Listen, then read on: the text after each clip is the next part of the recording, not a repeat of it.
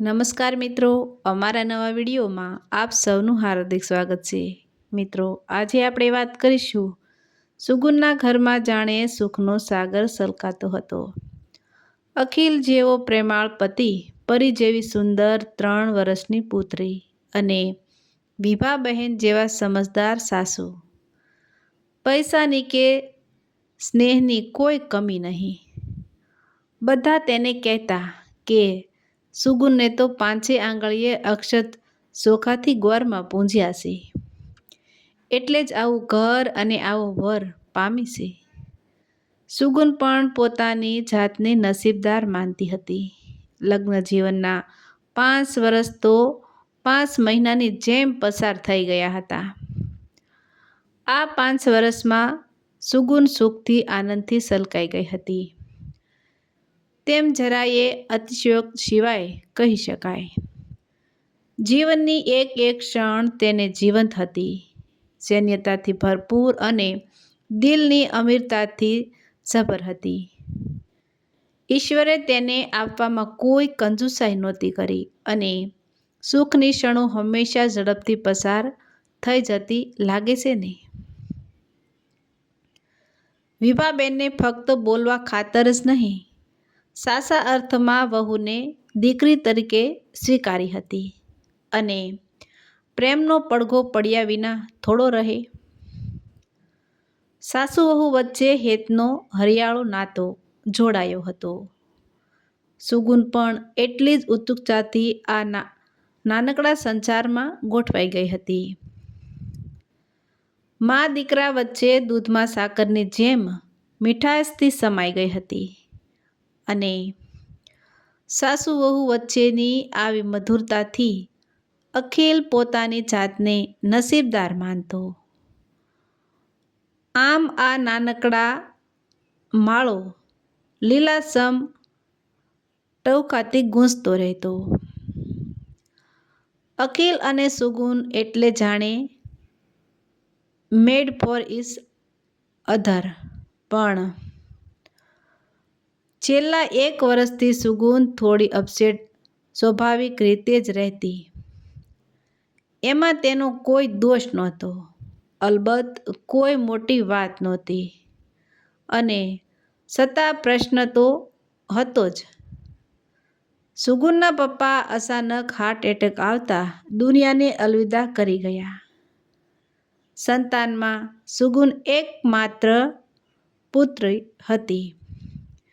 ખાસ કોઈ નજીકના કહી શકાય એવા સગા સંબંધીઓ પણ નહોતા. પતિની અણધારી વિદાયથી સુગુનની મમ્મી હવે એકલી થઈ ગઈ હતી. પતિ ગયા પછી તે શારીરિક અને માનસિક બંને રીતે પડી ભાંગી હતી. આજુબાજુ એવું કોઈ નહોતું જે તેનું ધ્યાન રાખે કે થોડી સંભાળ લે. આર્થિક રીતે જો કે કોઈ પ્રશ્ન નહોતો, એટલે કામ કરનાર તો મળી રહેતા હતા, પણ કામવાળાને ભરોસે મમ્મીને મૂકવા પડ્યા તેથી સુગુનને હંમેશા તેની ચિંતા રહેતી અને કામવાળા ક્યારેક આવે કે ક્યારેક ન પણ આવે. સુગુનની મમ્મી દીકરીને તેની ચિંતા ન કરવા સમજાવતી કે જેવા પોતાના નસીબ, બેટા તું તારો સંસાર સંભાળ, મારું હું ફોડી લઈશ. પણ જે માએ પોતાને જન્મ આપ્યો, આટલો પ્રેમ આપ્યો, એ માને એ એકલી કેવી રીતે મૂકી શકે? દીકરો નથી તો શું થયું? દીકરીની પણ એટલી જ ફરજ છે ને, પણ એ ફરજ બજાવવી કેવી રીતે? આમ તો તેના મમ્મી બહુ દૂર નહોતા, લગભગ 2 કલાકના અંતરે જ રહેતા હતા. પપ્પાના ગયા પછી શરૂઆતમાં 2 મહિના તો સુગુન મમ્મી પાસે રોકાઈ હતી. પુત્રીને પણ સાસુ અને પતિએ પ્રેમથી સંભાળી હતી, પણ અંતે એ બધું કેટલા સમય સુધી ચાલે? અંતે સુગુને ઘેરે આવવું જ પડે ને. અહીં આવ્યા પછી સુગુન વારંવાર મહિનામાં એકાદ વાર મમ્મી પાસે અશુક જઈ આવતી. ઘરમાંથી સાસુ કે પતિ કોઈની રોકટોક નહોતી, પણ એક તો હવે સાસુની ઉંમર થઈ હતી, તેથી પોતે વારે ઘડીએ જાય તો તેમની પર બધી જ જવાબદારી આવી જાય. એ સુગુનને યોગ્ય નહોતું લાગતું. અને આ ઉપરાંત હવે નાનકડી પ્રિયા પણ સ્કૂલે જવા માંડી હતી, તેથી અવારનવાર જવું હવે અઘરું થતું હતું. જો કે સુગુન દિવસમાં એકવાર રોજ મમ્મીને ફોન જરૂર કરતી. તેની મમ્મી ફોનમાં દીકરીનો અવાજ સાંભળી રડી પડતી. તે ઢીલી પડી ગઈ હતી. એકલતા તેને અંદરને અંદર કોરી ખાતી હતી. તે પહેલેથી જ થોડા નબળા મનની તો હતા જ. હવે પતિની વિદાયનો આઘાત ઝીરવવો તેને આકરો લાગતો હતો. સુગુનને થતું કે મા માટે પોતાની એ જવાબદારી છે. દીકરો નથી ત્યારે તો ખાસ જવાબદારી કહેવાય. મા બાપે અસીમ સ્નેહથી તેને મોટી કરી હતી. હવે આજે શું તેની જવાબદારી નથી? જ્યારે માને તેની જરૂર છે ત્યારે પોતે કામ નથી લાગી શકતી. પોતે દીકરી છે એટલે એ વિચાર એને ઉદાસ બનાવી દેતો. માની જરૂરિયાત આર્થિક નહોતી, નહીંતર તો તે અહીંથી પણ પૂરી કરી શકે તેમ હતી. પણ આમાં તે શું કરે? કોઈ કાયમી ઉપાય તેને દેખાતો નહોતો. અખીરે તો કહ્યું હતું કે આપણે મમ્મીને કાયમ માટે અહીં આપણી સાથે રાખીએ. પણ એ માટે સુકુનની મમ્મી જ તૈયાર નહોતી થઈ. કંઈ દીકરીને ઘેર કાયમ થોડું રહેવાય? આ ભાવના, સમાજની આ માન્યતા તેનામાં પણ હતી. સદીઓના સંસ્કાર એમ જલ્દીથી છોડવા આસાન નથી હોતા. અને સુગુનને પણ મનમાં એક છૂપો ડર લાગતો હતો. તે મનોમન વિચારતી કે સાસુ ભલે મોઢેથી કશું બોલે નહીં, પણ કાયમ માટે તેને અંદરથી ન ગમે તો? અને ઘરમાં પોતાની મમ્મીને લીધે જરા સરખું પણ વાતાવરણ તંગ બને કે ડહોળાય તેને સ્વીકાર્ય નહોતું. એટલે તે પણ મમ્મીને પરાણે અહીં આવવાની જીદ નહોતી કરતી. અને આમને આમ સમયની રેતી સરતી રહી. સુગુન ઘણીવાર મનમાં અકળાતી મૂંઝાતી. વિભાબહેન તો તેને કહેતા રહેતા કે બેટા, જ્યારે મન થાય ત્યારે તારી મમ્મી પાસે જઈ આવવો. પ્રિયાને હું રાખીશ. પણ એમાં ક્યાં સુધી ચાલે? એ કંઈ કાયમી ઉકેલ થોડો હતો. એને એક મમ્મી માટે થઈને બીજી મમ્મીને હેરાન થવું પડે તે પણ તેને પસંદ નહોતું. વિભાબહેન જેવા સાસુ મળવા બદલ દિલથી તે પોતાને ધન્ય માનતી. અને એમની લાગણીનો દુરુપયોગ કરવાનું, એને ગેરલાભ લેવાનું એને યોગ્ય ન લાગતું. ઘરમાં સ્નેહનું સામ્રાજ્ય અકબંધ જળવાઈ રહે માટે એટલો ભોગ તેણે આપવો જ રહ્યો. પપ્પાના અચાનક મૃત્યુથી જાણે જીવનમાં બધા સમીકરણો બદલાઈ ગયા હતા. હમણાં વિભાબહેનની એક બહેનપણીના દીકરાના લગ્ન હતા અને વિભાબેનને જવું પડે તેમ હતું. તેથી તે 2-3 દિવસ માટે ગયા હતા અને લગ્ન પતાવીને તરત આવી જવાના હતા. આજે સુગુનનો જન્મદિવસ હતો. દર વખતે સાસુ વહુ બંનેના જન્મદિવસ ધામધૂમથી ઉજવાતા. બંને એકબીજાના જન્મદિવસની સરસ તૈયારી કરતા. સુગુનના જન્મદિવસની તૈયારી વિભાબહેન કરતા અને વિભાબહેનના જન્મદિવસની તૈયારી સુગુન એવી જ હોંશથી કરતી હતી. પણ આ વખતે વિભાબહેન હાજર નહોતા. સુગુનને મનમાં થયું હતું કે વિભાબહેન આવી જાય તો સારું. એમના વિના જન્મદિવસ ફીકો લાગવાનો. આજે સુગુનને જાતે કંઈ કરવાનું મન નહોતું થતું. અખિલને આજે એક બહુ જરૂરી મીટિંગ હોવાથી તેને ગયા સિવાય છૂટકો નહોતો. સાંજે જલ્દી આવી જઈશ એમ કહીને પત્નીને શુભેચ્છા આપીને તે ઓફિસે ગયો હતો. જવું પડ્યું હતું. સુગુન થોડી ઉદાસ બનીને બેઠી હતી. ત્યાં સાસુનો ફોન રણક્યો. બેટા, હું સાંજ સુધીમાં પહોંચું છું. કેક તૈયાર રાખજે હો બેટા. અને હા, તારા માટે શું ગિફ્ટ લઈ આવવું? મમ્મી, મારી ગિફ્ટો તમે જ છો. મારે બીજું કશું જોતું નથી. બસ જલ્દી આવી જાઓ. તમારા વિના ગમતું નથી. આ મારો ઓર્ડર છે. કહેતા સુગુન ફોનમાં રડી જ પડી. અરે બેટા, એમ ઢીલું ન થવાય.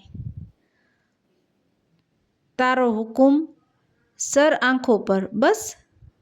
મને લાગે છે અખિલ આજે બહુ કામમાં લાગે છે. ઓફિસે ચાલ્યો ગયો છે ને. ખીજાવું પડશે તેને. સાંજે હું આવું એટલી વાર. મમ્મી, હું કંઈ ન જાણું. સાંજે તમે અહીં હોવા જોઈએ. હા બેટા, તારો બર્થડે હોય અને હું ન પહોંચું એવું બને? આમેય હવે અહીં મારું બધું કામ પતી ગયું છે. હું બસ થોડી વારમાં નીકળું છું. સુગુન થોડો સંતોષ અનુભવી રહી. સાંજે તે સરસ તૈયાર થઈ. અખિલ પણ સમયસર આવી ગયો હતો. કેક કાપવા માટે બધા વિભાબહેનની રાહ જોઈ રહ્યા હતા. થોડી વારમાં તે પહોંચવા જ જોઈએ. તેમનો ફોન આવી ગયો હતો. સુગુન અને બધા આતુરતાથી વિભાબહેનની રાહ જોતા હતા. પ્રતીક્ષાની પળો આમ પણ હંમેશા લાંબી જ લાગતી હોય છે ને. અને અંતે દરેક પ્રતીક્ષાને એક અંત પણ હોય જ છે. થોડી વારમાં વિભાબહેન આવી ગયા. મમ્મી કહેતી સુગુન દોડી અને વિભાબહેનને ભેટી પડી. અચાનક તેનું ધ્યાન સાસુની પાછળ ઊભેલી વ્યક્તિ પર ગયું. વિભાબહેનની પાછળ આ કોણ ઊભું હતું? મમ્મી, પોતાની મમ્મી? ઓહ મમ્મી! આશ્ચર્યથી બોલીને સુગુન મમ્મીને ભેટી પડી. મમ્મી, તમે અચાનક અહીં આ રીતે? સુગુનની મમ્મી કશું બોલ્યા સિવાય વિભાબહેન સામે જોઈ રહ્યા. હવે વિભાબેન બોલ્યા. બેટા, આ તો તારા જન્મદિવસની ભેટ છે. વિભાબહેન હસતા હસતા બોલ્યા. જન્મદિવસની ભેટ એટલે? સુગુનને કંઈ સમજાયું નહીં. અરે, સાવ સીધી સાદી વાત છે. એનો અર્થ એટલો જ કે તારા જન્મદિવસની ભેટમાં હું તારા મમ્મીને અહીં લાવી. કાયમ આપણી સાથે રહેવા. બોલ, મારી ભેટ તને ગમી કે નહીં? પણ હા, આ તારી ભેટ લાવવા માટે મારે છેક તારા ગામ સુધી ધક્કો ખાવો પડ્યો અને કેટલા મનામણા કરવા પડ્યા હો. વિભાબેનનો અવાજ કેટલો મીઠો લાગતો હતો. પણ મમ્મી, બેટા, તારો સંકોચ હું સમજતી હતી. તારી મમ્મી તો દીકરીને ઘેર રહેવા તૈયાર જ નહોતા. મારે પરાણે તૈયાર કરવા પડ્યા. માંડ માંડ સમજાવ્યા.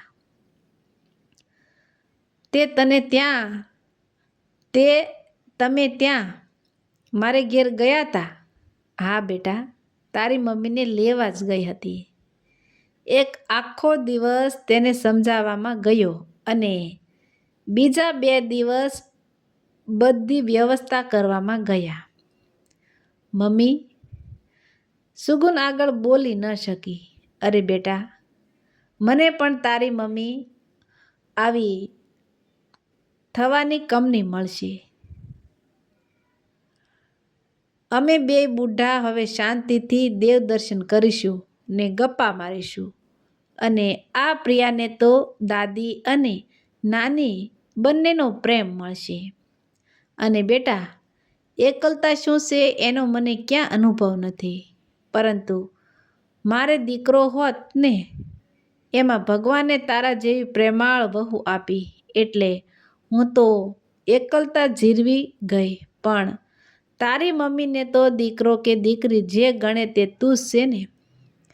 જેમ અખિલની મારે માટે ફરજ છે, તેમ તારી મમ્મી માટે પણ તારી ફરજ ખરી કે નહીં? દીકરીની ફરજ ખાલી લેવામાં જ છે. જે મા બાપે દીકરા દીકરીના ઉછેરમાં કોઈ ભેદભાવ નથી રાખ્યો, એ મા બાપને જરૂર પડે દીકરીને ઘેર રહેવાનો હક પણ હોય જ. દીકરીની પણ એટલી જ જવાબદારી છે. પોતે સાસરે છે એમ કહીને એ સટકી શકે નહીં. જૂના રિવાજોમાં સમય પ્રમાણે પરિવર્તન લાવવું જ જોઈએ ને. અને એ વાત સમજીએ પણ એનો અમલ ન કરીએ એ કેમ ચાલે? અને તું કેટલી અપસેટ રહેતી હતી, એ શું મારાથી અજાણ્યું હતું? મારી દીકરી અપસેટ રહે એ મને કેમ પોસાય? સુગુન વિચારી રહી. આવી સમજણ આપણા સમાજમાં બધામાં ક્યાં હોય છે? તે મૌન બની સાસુને વંદી રહી અને સ્નેહના આ સંગમ આગળ શબ્દોની જરૂર પણ ક્યાં હતી? મિત્રો, આવા જ નવા વિડીયો જોવા માટે અમારી ચેનલ લાઇક, શેર અને સબસ્ક્રાઈબ કરજો. વિડીયો સાંભળવા બદલ ધન્યવાદ.